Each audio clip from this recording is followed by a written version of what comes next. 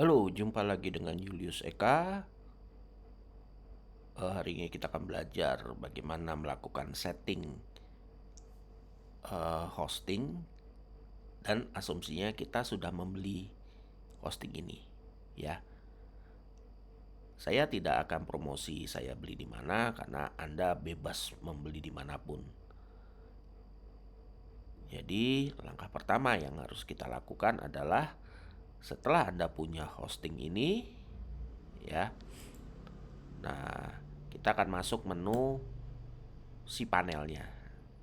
Sebenarnya ini sama dengan si panel itu sama persis dengan yang dijelaskan ketika menggunakan XAMPP pada sesi sebelumnya.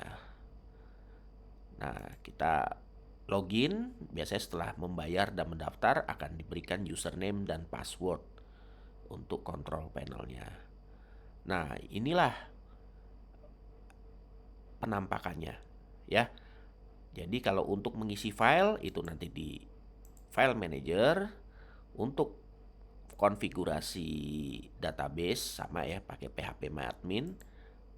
Kita lihat menunya. Nah, sama persis kan? Jadi sama seperti yang ada di SAMPP. Nah, foldernya seperti tadi dibilang ada di laporan keuangan. Nah, ini ya. Kita akan taruh semua file-file dengan cara mengupload dan ditaruh di sini. Nah, berikut penampakannya. Sama ya. Jadi tulisannya moocsexpert.com itu webnya. Ini adalah folder yang tadi kita masukkan. Sebenarnya dia secara default mengakses seperti ini. Tetapi tidak perlu kita tulis karena dia secara otomatis. Ya. Nah, ini adalah aplikasinya. Ya, dia melakukan login, lalu dia mengecek apakah user ini ada di database user.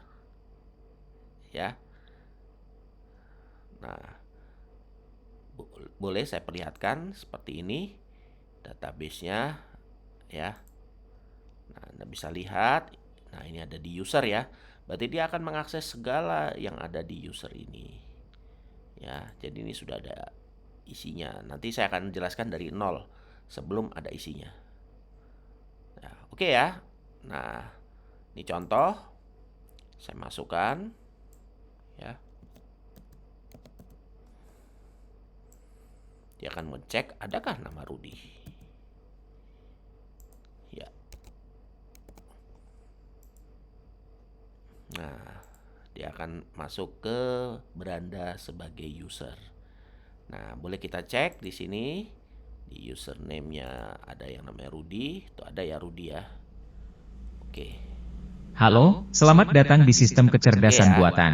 Jadi seperti itu. Kami adalah konsultan Dan akuntansi online berbasis kecerdasan aplikasi buatan. ini saya kasih AI ya supaya memudahkan ketika ada pertanyaan langsung bisa ditanyakan. Ya, seperti itu ya. Jadi tambahkan. Nah, sekarang saya berikan satu contoh untuk membuktikan kalau memang saya mengakses folder ini, ya.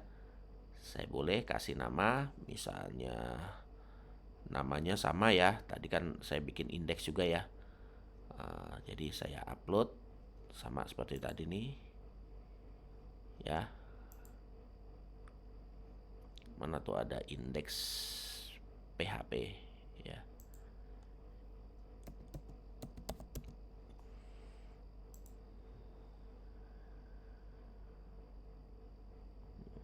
Atau kalau mau yang tadi nih, filenya harusnya ada deh, ya, indeks PHP,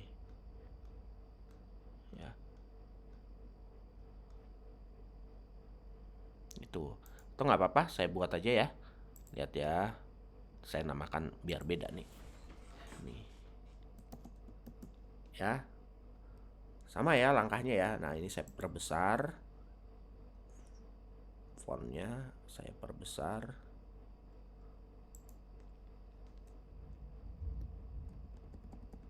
Nah, PHP Eho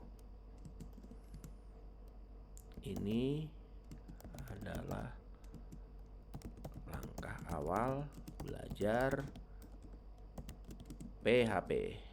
Ya, kita tutup. Nah, itu penutupnya ya.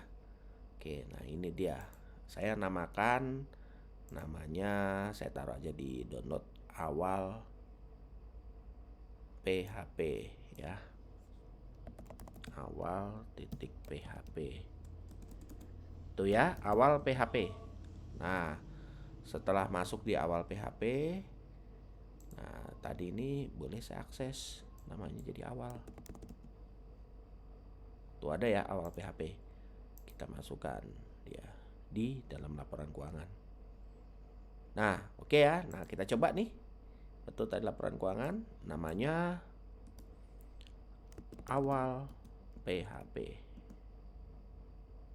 Tuh, langsung keluar ya. Nah, itu caranya. Nanti kita akan belajar pelan-pelan. Di sini kok bisa sampai ada aplikasi seperti ini. Ya. Semoga apa yang saya jelaskan bermanfaat dan dapat dipraktekkan. Kerjakan semua tugas yang diberikan agar Anda mendapatkan benefit dan mengerti secara jelas semua materi yang saya jelaskan. Terima kasih, sukses selalu.